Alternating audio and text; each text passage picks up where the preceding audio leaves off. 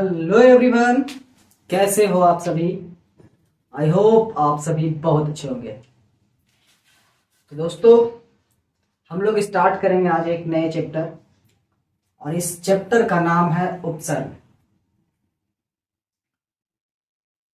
आज हम लोग इस चैप्टर में इसके डेफिनेशंस को देखेंगे और इसके टाइप्स को देखेंगे, ठीक है। और इसके कुछ विशेषताएं हैं, इसका यूज कहाँ करना है और क्या होता है इसके बारे में जानेंगे, ठीक है। और सबसे बड़ी बात, ये जो चैप्टर है उपसर्ग, ये बहुत ही इंपॉर्टेंट चैप्टर है आपके हिंदी व्याकरण के, ठीक है। अगर आप उपसर्ग चैप्टर को नहीं पढ़े हैं या इसकी थोड़ी भी जानकारी नहीं है तो आपको आज इसकी सारी जानकारी हो जाएगी। और इस चैप्टर से हर एग्जाम में, या कॉम्पिटिटिव एग्जाम हो या बोर्ड एग्जाम्स हो, है ना, सवाल आते हैं, ठीक है। कम से कम 2 मार्क्स के सवाल तो इससे आते ही हैं। आप किसी भी कॉम्पिटिटिव एग्जाम की प्रिपरेशन कर रहे हो जहां पे हिंदी विषय हो, हिंदी व्याकरण से, वहां पे सवाल अगर आएंगे तो उसमें से उपसर्ग से सवाल तो आएंगे ही आएंगे। और बोर्ड एग्जाम्स क्लास 10, 12, है ना, में अगर आप हैं और अपने बोर्ड एग्जाम्स की प्रिपरेशन कर रहे हैं तो उसमें भी आपको इस चैप्टर से सवाल आएगा, ठीक है। और ये चैप्टर आपके बोर्ड एग्जाम के पॉइंट ऑफ व्यू से इसलिए ज्यादा महत्वपूर्ण हो जाता है क्योंकि इससे सवाल आते हैं। डेफिनेशंस नहीं आते हैं, लेकिन इसके जो यूज है, इसके उपसर्ग से बनने वाले जो सवाल है वो आते हैं, ठीक है। तो चलिए हम लोग देखते हैं अपने इस चैप्टर को, इसके डेफिनेशंस को और इसके फीचर्स को। आइए, सबसे पहला परिभाषा। उपसर्ग जो है बाबू, उपसर्ग दो शब्द उप और सर्ग से मिलकर बना है। किस किस से? उप और सर्ग से, ठीक है। इसके नाम में ही इसकी परिभाषा और इसके सभी चीज छुपे हुए हैं, ठीक है। क्या है? उप और सर्ग से मिलकर यह बना है, जिसमें उप का अर्थ होता है समीप या पास में। क्या होता है? समीप या पास में। और सर्ग क्या है? सर्ग का अर्थ होता है निर्माण करना। क्या होता है? निर्माण करना। बोल सकते हैं कि पास में निर्माण करना, ठीक है। अर्थात इसकी जो डेफिनेशन है वो कुछ इस तरह से है। वह शब्दांश, ध्यान देंगे, शब्दांश यानी कि शब्द का एक अंश, वह शब्दांश जो किसी शब्द के आगे, ध्यान देंगे, आगे लगकर उसके अर्थ में बदलाव लाता है, ठीक है। उसके अर्थ में बदलाव लाता है, उसे उपसर्ग कहते हैं, ठीक है। डेफिनेशन क्या है? वह शब्दांश जो किसी शब्द के आगे लगकर उसके अर्थ में बदलाव लाता है, परिवर्तन लाता है, उसे हम लोग उपसर्ग कहते हैं, ठीक है। समझ में आ रही बात? आइए देखते हैं ये कैसे बदलाव लाता है और ये कहां लगता है, इसके एग्जाम्पल से हम लोग समझेंगे, ठीक है। आइए देखते हैं, इसका उदाहरण है। देखिए, हार एक शब्द है जिसका अर्थ क्या होता है? पराजय, है ना। हार क्या है? एक शब्द है जिसका अर्थ क्या होता है? पराजय।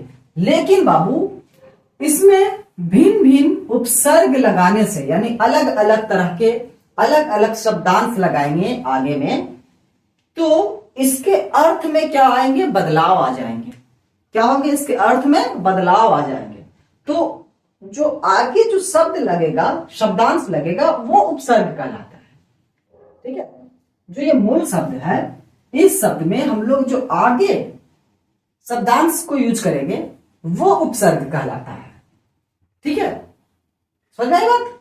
आइए देखते हैं हम लोग कि कैसा होता है। अब देखिए, उपसर्ग प्लस मूल शब्द में अगर उपसर्ग जोड़ते हैं, ये देखिए यहां पे हमने इसे लिख रखा है, मूल शब्द में अगर उपसर्ग जोड़ते हैं तो एक नए शब्द बनते हैं, है ना। क्या है? एक नए शब्द बनते हैं। तो ये जो नए शब्द है ना बाबू, ये उपसर्ग नहीं है, ये क्या है? उपसर्ग के लगने से बदला हुआ रूप है। मूल शब्द में अगर कोई हम शब्दांश जोड़ रहे हैं, ठीक है, तो इनके योग से एक नए शब्द बन जाते हैं जो कि मूल शब्द के बिल्कुल भी भिन्न होता है, बिल्कुल भिन्न होता है। ठीक है, आइए जैसे देखिए हम लोगों ने मूल शब्द हार ले रखा है ना, और इस मूल शब्द में हम लोगों ने एक शब्दांश जोड़ रखा है उप। ये क्या है? तो ये एक शब्दांश है। उप जो है शब्दांश है और इसी शब्दांश को बोलते हैं उपसर्ग।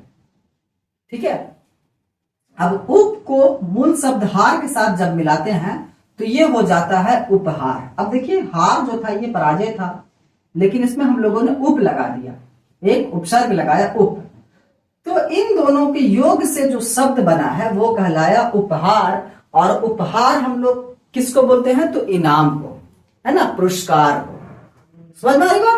कोई दिक्कत नहीं है। अब देखो मूल शब्द यहाँ पे सेम है, लेकिन इसमें हम लोगों ने क्या किया? शब्दांश को चेंज कर दिया, पर लगा दिया। क्या लगा दिया? पर। तो पर जब हम लोगों ने हार में लगाया तो ये कहला गया परहार। क्या कहला गया? परहार, यानी कि आक्रमण। परहार यानी कि आक्रमण करना, है ना, बोलते हैं उस पर प्रहार किया गया, उस पर आक्रमण किया गया। ठीक है, देखिए, है ना, यहां पे मूल शब्द के अर्थ कुछ और हो रहे थे, लेकिन हमने इसमें जो एक शब्दांश जोड़ा पर, जो कि उपसर्ग कहला रहा है, ठीक है, तो इसके योग से जो नया शब्द बना, ठीक है, वो क्या है? मूल शब्द से बिल्कुल भी भिन्न है ना। अब यहां पे देखिए सेम मूल शब्द हार हमने लिया और इसमें क्या किया? एक शब्दांश जोड़ दिया आ, है ना, और इसके योग से जो नया शब्द बना वो क्या कहला गया? आहार। देख रहे हैं ना, उपसर्ग के लगने से मूल शब्द की अर्थ में क्या आ जाती है? तो बदलाव आ जाती है। उसके अर्थ जो होते हैं वो क्या होता है? बदल जाता है ना। देखिए वी और इसमें है हार। हार में हम लोगों ने वी शब्दांश जोड़ दिया आगे, तो ये कहला गया विहार। और विहार का मतलब होता है आवागमन, मतलब कि आने जाने। ठीक है, अब देखिए इससे मैं आप लोगों को एक चीज कहानी सुनाता हूं। बिहार का नाम बिहार क्यों पड़ा? क्योंकि बिहार में जो बुद्ध भगवान थे, जो कि बोध गया में है, ठीक है, उनका जो वहां बहुत बड़ा मूर्ति है और बहुत बड़ा मंदिर है, तो उसके लिए विदेशी लोग वहां ज्यादा आना जाना करते थे। भारत में अगर सबसे ज्यादा अगर कोई विदेशी कहीं जाता है तो वो है बिहार के बोध गया में, क्योंकि वहां बुद्धिज्म है ना, वहां पे बुद्ध भगवान के मंदिर है ना, इसलिए वहां पे ज्यादा विदेशी लोग आना जाना करते थे भ्रमण के लिए, उनके दर्शन के लिए। ठीक है, तो इसलिए विहार के नाम जो था, ठीक है, विहार से वहां पे नाम पड़ गया बिहार। क्या पड़ गया? बिहार। ठीक है, समझ में आई बात? चलिए अब देखिए सेम हम लोगों ने एक नए मूल शब्द को ले रखा है। क्या ले लिया? मान। यहां पे देखेंगे इस बॉक्स में मान। मान हम लोगों ने एक नया मूल शब्द लिया और इसमें क्या कर रहे हैं? एक शब्दांश को जोड़ रहे हैं अप को। ठीक है, अब मान में जब हम अप जोड़ रहे हैं तो अप और मान मिलके अपमान बन जा रहा है, जो कि मूल शब्द के अर्थ से बिल्कुल भी एक भिन्न अर्थ देने वाला शब्द बन रहा है। समझ में आ रही बात है ना? आइए देखिए, मान में हम लोग सम जोड़ दे रहे तो क्या हो जा रहा? सम्मान, है ना, देख रहे हैं। मान में हम लोग अभी जोड़ दे रहे तो क्या हो जा रहा? अभिमान। मान में हम लोग निर जोड़ दे रहे तो क्या हो जा रहा है? निर्माण।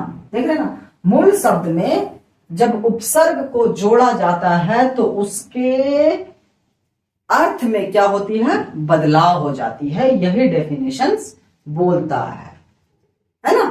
उपसर्ग का काम क्या है? तो उपसर्ग हमारे शब्द के पहले होते हैं, है ना, और क्या होता है? वो अर्थ में बदलाव कर देता है ना। अर्थ में क्या करता है? बदलाव कर देता है। उपसर्ग का जो दो माने हम लोगों ने निकाला, उप और सर्ग से, ठीक है। उप का मतलब क्या था? समीप या पास में, है ना, और सर्ग का काम मतलब था निर्माण करना, मतलब बनाना, है ना? समझ में बात? चलो आइए हम लोग देखते हैं उपसर्ग की विशेषता को। उपसर्ग की विशेषता क्या है? देखिए, ये शब्दांश होते हैं। उपसर्ग क्या होते हैं? शब्दांश होते हैं, यानी कि शब्द का एक छोटा सा अंश होता है। शब्द का क्या होता है? एक छोटा सा अंश होता है, ठीक है? ये शब्दांश होते हैं, इनका स्वतंत्र अर्थ होता है। इनका स्वतंत्र अर्थ होता है, ठीक है? देख रहे हैं ना, इनका स्वतंत्र अर्थ होता है।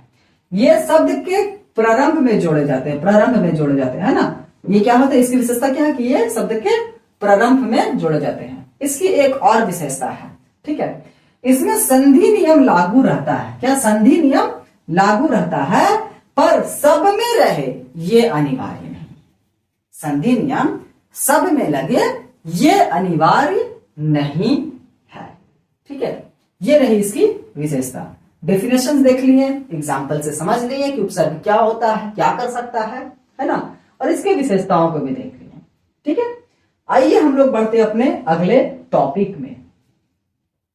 देखिए, उपसर्ग के प्रकार। उपसर्ग के जो बाबू है वो 3 प्रकार है, ठीक है? उपसर्ग के 3 प्रकार है बेसिकली। देखिए, पहला जो है वो तत्सम, जो कि संस्कृत के उपसर्ग होते हैं, यानी कि संस्कृत वाले शब्दों के अंश आएंगे। दूसरा जो होता है तद्भव, यानी कि हिंदी के उपसर्ग होंगे। क्या होंगे? हिंदी के उपसर्ग होंगे। और तीसरा जो है वो विदेशी भाषा के उपसर्ग, यानी कि विदेशज, विदेशज शब्दांश। विदेशी भाषा में जैसे कि उर्दू हो गया, अंग्रेजी हो गया, पुर्तगाली हो गया, ठीक है? इन सब शब्दों से आए हुए शब्दांश को हम लोग बोलते हैं विदेशी भाषा से आए हुए उपसर्ग, ठीक है? और हिंदी भाषा में जो बाबू यूज होता है वो इन्हीं सब का इस्तेमाल करके हम लोग हिंदी भाषा में बहुत से नए नए शब्द को बनाते हैं और बहुत से ऐसे शब्दों को इस्तेमाल करते हैं, ठीक है? कोई दिक्कत? कोई दिक्कत नहीं, ठीक है? समझ में बात? डेफिनेशन समझ में आ गई, एग्जाम्पल से समझ में आ गया, सारे डॉट्स क्लियर हो गए, और इसकी जो विशेषता है ये भी क्लियर हो गई, और इसके प्रकार भी क्लियर हो गए, ठीक है?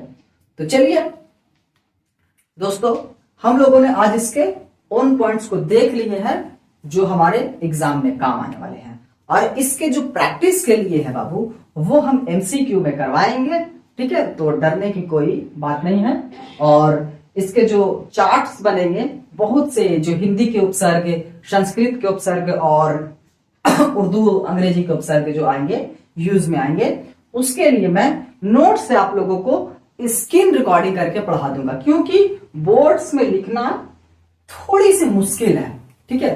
बोर्ड में लिखना थोड़ा मुश्किल हो जाता है, इसलिए मैं क्या करूंगा, उसे नोट्स के जरिए, जो कि मैंने डिजिटल नोट्स बना रखा है, उसके जरिए मैं आप लोगों को पढ़ा दूंगा, ठीक है? तो उससे आपके सारे डॉट्स क्लियर हो जाएंगे, और एग्जाम में जो जो आते हैं उसकी प्रैक्टिस आपकी एमसीक्यू से हो जाएगी, ठीक है? कोई डॉट्स नहीं होनी चाहिए। तो चलिए, आज हम लोगों ने उपसर्ग के उन सभी चीजों को देखा जो हमें एग्जाम में मदद करेगी समझने में, ठीक है? चलिए दोस्तों, आज की लेक्चर यहीं पे समाप्त करते हैं। Thank you so much. जय हिंद।